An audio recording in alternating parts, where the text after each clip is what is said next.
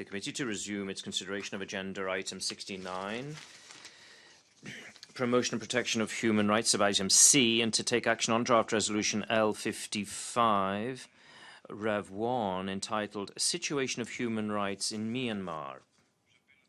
I wish to draw the attention of the committee to a statement of programme budget implications in connection with the draft resolutions contained in document L76. Does the main sponsor, Lithuania, wish to make a statement? In that case, I do give the floor to the representative of Lithuania. Mr. Chair, on behalf of the European Union and all the co-sponsors, I have the honor to address the committee before we take action on the draft resolution entitled Situation of Human Rights in Myanmar, contained in document L55 Rev 1. Since the introduction, the following have joined as co-sponsors of L55 Rev 1: Bosnia and Herzegovina, Israel, Liechtenstein, Norway, Serbia, Seychelles, Switzerland, and Turkey. As emerges from the draft before the committee, this resolution has been drafted and negotiated against the background of the substantial changes in the country and an increasing engagement by the government with the international community. Throughout the past year, the country has continued to take important steps towards political reform, democratization, and national reconciliation, and to bring about improvement in the human rights situation in the country.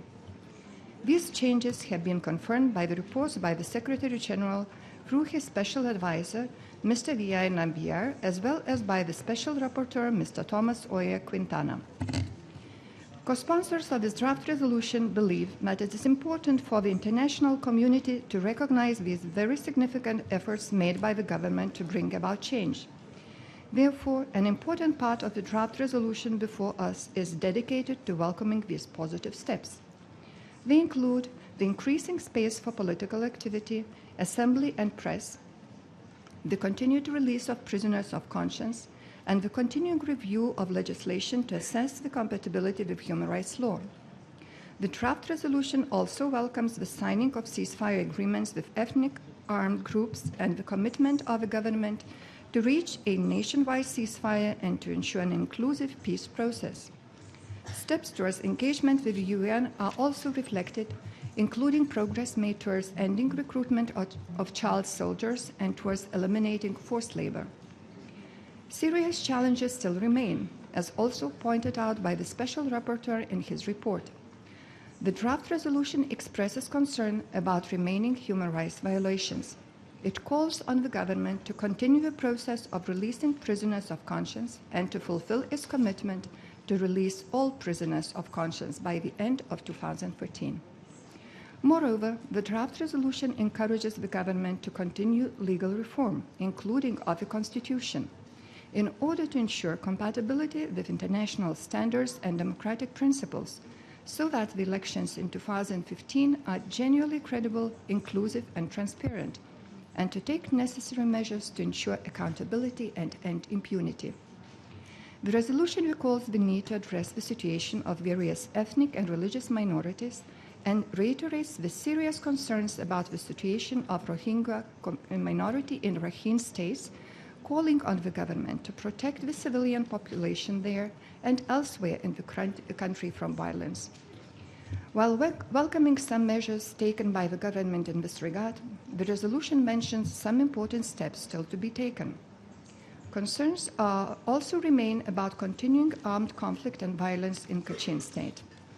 Finally, the draft resolution also refers to the government's commitment made 1 year ago to establish a country office of UN High Commissioner for Human Rights and calls on the government to speed up the process for doing so, convinced that this would greatly contribute to addressing the human rights challenges still ahead.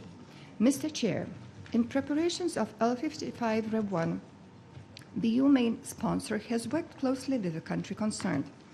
As a result, we have been able to reach agreement with the government on a draft resolution that reflects both the important strides made during the past year and the issues of concern still to be addressed. The EU main sponsor greatly appreciates the constructive engagement of the government in this negotiation process. Bilateral consultations have been carried out with other delegations throughout the preparations of this draft. We also appreciate the engagement and input of other interested delegations to this draft resolution. Turning to the text, let me present two oral amendments to L55 Rev 1. These are the same as have already been circulated to delegations, and they are as follows. In OP 11, delete the word upcoming in the third line. The paragraph will then read, welcomes steps taken by the government of Myanmar towards further engagement with a number of regional and other actors, and in this regard welcomes the visit of the Secretary General of the Organization of Islamic Cooperation and a group of ministers in November 2013. In OP 14, delete the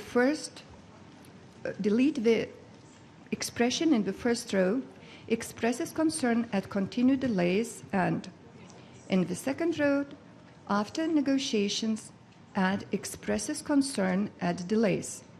The paragraph will then read, while noting ongoing negotiations, expresses concern at delays and calls upon the government of Myanmar to speed up the process of establishing a country office of the United Nations High Commissioner for Human Rights in accordance with the mandate of the High Commissioner. It is the understanding of co-sponsors that with these adjustments to the text, all delegations will be in a position to join consensus of this draft resolution. We hope that all delegations can support the adoption of this important resolution by consensus. Thank you, Mr. Chair. I thank the representative of Lithuania. Does any other delegation wish to co-sponsor this draft resolution?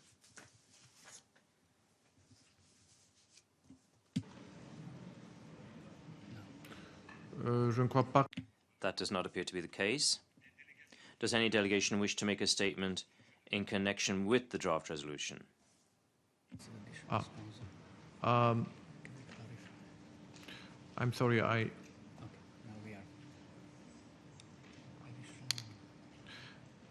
So, are there additional sponsors to this resolution? Because I'm a bit confused. There are none. Okay. Does any delegation wish to make a statement in connection with the draft resolution? I give the floor to the United States. Thank you, Mr. Chair. In co-sponsoring this resolution, the United States is pleased to recognize the notable progress Burma has made in building the foundations of a sustainable democracy, while also underscoring the importance of the government's continued efforts to fulfill its international commitments. We commend the government, its mission to the United Nations, the European Union, the Organization for Islamic Cooperation, and all other delegations whose dedicated efforts made this consensus possible.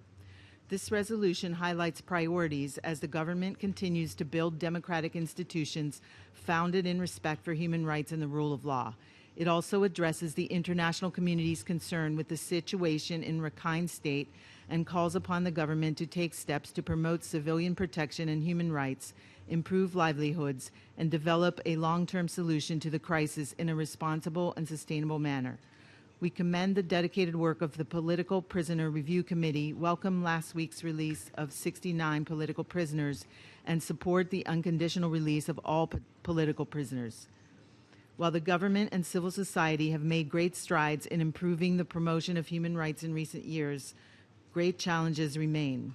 Anti-Muslim sentiment and violence has spread, and the March incident in Mekhtela led to widespread displacement, destruction of property, and deaths. We urge the government to hold perpetrators to account, to investigate the failure to protect public order, and to take necessary steps to prevent such tragic episodes from ever recurring.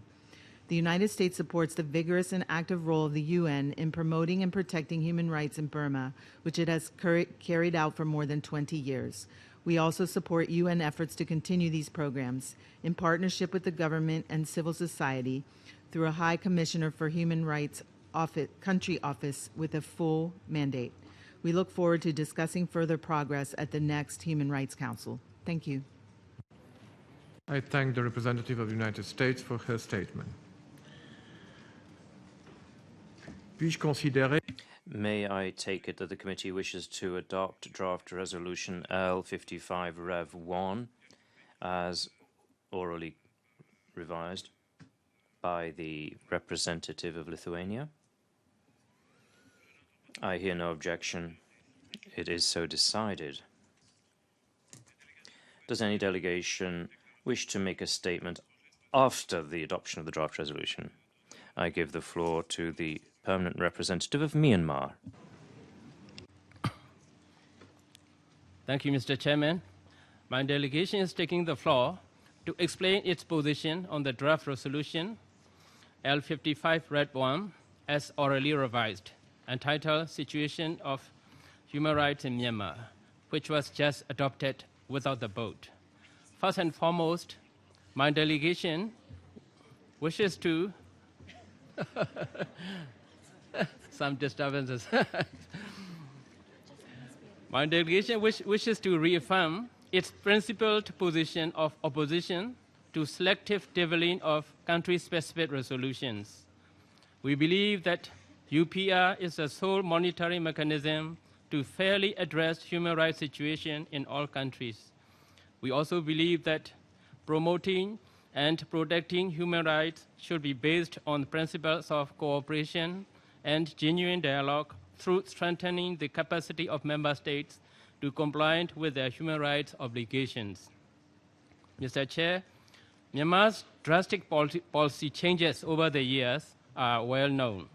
We have opened up the country and reached out to the international community for broader engagements. We have put in place bilateral human rights dialogues mechanism, countries like United States, Japan, and the European Union. At such a time of unprecedented engagements, we have opted for cooperation rather than confrontation in addressing human rights issues.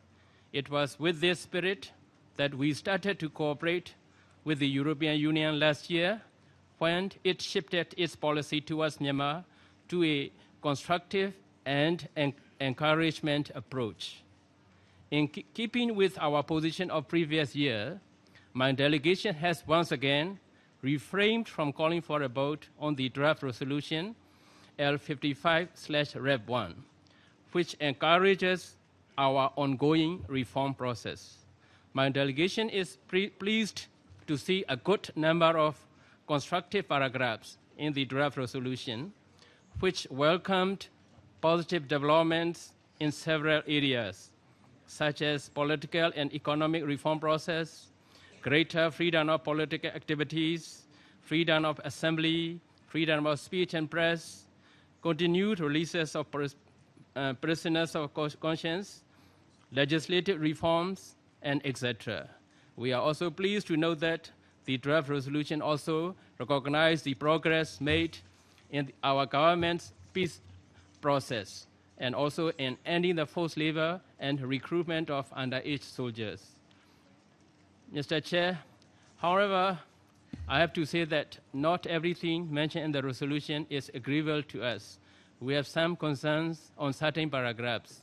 Despite our request, the draft resolution still carries some sensitive or undesirable languages, particularly in OP 5, 10, and 14. My delegation, therefore, wishes to explain our position in this regard. As we all agree, no country is perfect in its human rights record. Myanmar is no exception. We do recognize that there remain some human rights challenges in our country. However, we found it difficult to go along with the language in OP5, which is excessively replete with unverified allegations.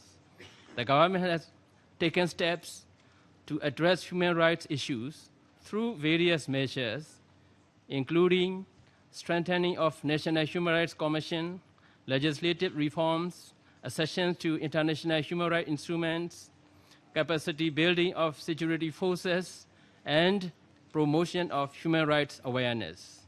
Mr. Chair, we also share the concern about the unfortunate communal violence surfaced in Rakhine State last year, when some miscreants exploited the opportunity of newfound freedom and political openness at the time of rapid transition in our country. But we wish to reiterate that it was just intercommunal clashes, not an attack against a certain religion, as inaccurately portrayed in the draft resolution. Different faiths are living in peace and harmony in the remaining parts of the country.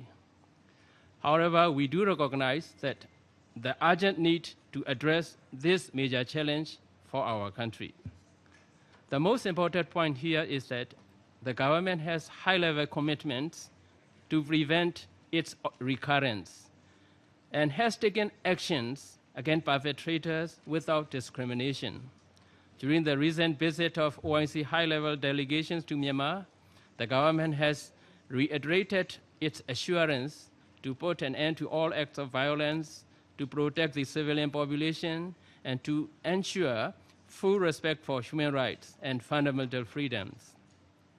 The government has also been working with the international community to provide humanitarian needs and to promote interfaith dialogues. The facilitations of the recent visit of the OIC ministerial-level delegation to Myanmar demonstrate our readiness to engage with the international community to alleviate the humanitarian situation. The communal violence brought miseries, fears, and loss of lives and property to both communities. Sharing the concern about this situation, my delegation goes along with the call for accelerating efforts to bring about an improvement in their situation and to promote tolerance and peaceful coexistence in all sectors of the society. In fact, these measures mentioned in the resolutions are exactly what the government has been implementing with firm resolve. My delegation, however, has to reiterate our long-standing position against the use of the word Rohingya minority in the text. Its inclusion should not be implied to our recognition of such characterization. Regardless of this, the right to citizenship or any other demands, such as the right to land ownership or movement or access, will be considered in accordance with the laws of Myanmar and the prevailing security conditions in the region. Mr. Chair, Myanmar has been negotiating with the Office of the High Commissioner for Human Rights to reach an agreement for opening of its office, initially focusing on capacity building to fulfill its voluntary commitment. We firmly believe that opening of any UN office must naturally be based on the mutually convenient terms and conditions at a pace comfortable to the host country. We therefore found it difficult to concur with the non-constructive tone and prescription of mandate on OP14. My delegation therefore reserved the right to choose the mandate of the office to be opened in our country. Mr. Chairman, Myanmar is advancing well on its path of democratic transition, resulting in drastic improvements in promoting democratic values and human rights. In light of these developments, the country's specific issue of Myanmar should not remain under the scrutiny of the United Nations. This is not the time to expand monitoring of the situation of the country. On the contrary, the time has come to remove the issue from the agenda of the UN General Assembly and to end the mandate of the Special Rapporteur. It will set a bad precedent if a country that has changed positively continue to be subject to censure by this committee. In keeping with our consistent policy, we remain committed to cooperate with the United Nations in a fresh approach, refocusing on the socio-economic development of the country, which is essential for the success of the ongoing reform process. There are ample ways for the United Nations and the international community to continue the assistance to our democratic transition without continued resorting to a country-specific resolution. Mr. Chairman, before concluding, we wish to thank the members of the non-aligned movement, our friends in the region who have took a principled position and stood in solidarity with Myanmar over the past 2 decades. Our gratitude also goes to the European Union delegation and members of OIC for their flexibility, and to all those delegations who have helped us in reaching a constructive draft resolution. I will be remiss if I do not mention our thanks to you, Mr. Chairman, and your Bureau for guiding this committee in a fair and efficient manner. I thank you, Mr. Chairman. I thank the permanent representative of Myanmar for his statement and for the kind words addressed to the Bureau and myself. Now, I have to inform the members of the committee that I have 20 delegations that would like to take the floor. I'll read out them for your information. Japan, Brazil, Australia, Thailand, Philippines, Norway, Canada, China, Singapore, Venezuela, Israel, Vietnam, Laos, Cuba, Djibouti, Russian Federation, Egypt, India, Albania, and DPRK. Now I'm giving the floor to the representative of Japan. I'm sorry, Japan. I wish to urge all delegations to be as brief as possible, given the long list of speakers. I'm giving now the floor to Japan. Thank you, Mr. Chair. Japan joined the consensus because we believe in the overall purpose of the resolution, as well as the importance of sending a united message from the international community to duly recognize the positive developments that have taken place in Myanmar towards democratization and national reconciliation. Japan welcomes the steps taken by the government of Myanmar towards further engagement with the international community, including the first Japan-Myanmar Human Rights Dialogue in February, as well as the visit of the Secretary General of the Organization of Islamic Cooperation and a group of ministers last week. At the same time, from the humanitarian perspective, Japan is concerned by the communal conflict in Rakhine State and is carefully following the subsequent situation in the country. Japan supports all concerned parties working together constructively through humanitarian and development assistance to the affected communities. As I stated last year, the world is watching, and Japan believes that the government of Myanmar will continue to address the remaining challenges and take further positive measures so that all may reconsider the necessity of the continuation of this resolution. Being attentive to the progress of the reform efforts of Myanmar, Japan continues to provide a wide variety of assistance to Myanmar. Japan is determined to continue to play an active role as a member of the international community, including the United Nations, to unite to support the reform efforts of Myanmar. Thank you. I thank the representative of Japan for his statement. Now I'm giving the floor to the representative of Brazil.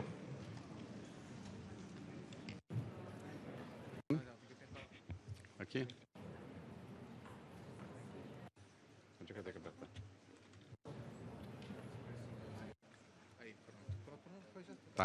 Thank you, Mr. Chairman. Brazil has been following with interest the ongoing political transition in Myanmar, which warrants optimism. We welcome the commitments made and the steps taken by the government towards promoting human rights and advancing the transition to democracy. We also call upon states to strengthen their cooperation with the authorities of Myanmar in order to support the country's efforts to consolidate democracy, promote national reconciliation, and ensure the full enjoyment of all human rights and freedoms for all. While acknowledging many positive developments, Brazil notes the need for further improvement in the situation of human rights in the country, in particular on issues highlighted by the Special Rapporteur, including humanitarian challenges, the situation of ethnic and religious minorities, and that of internally displaced persons.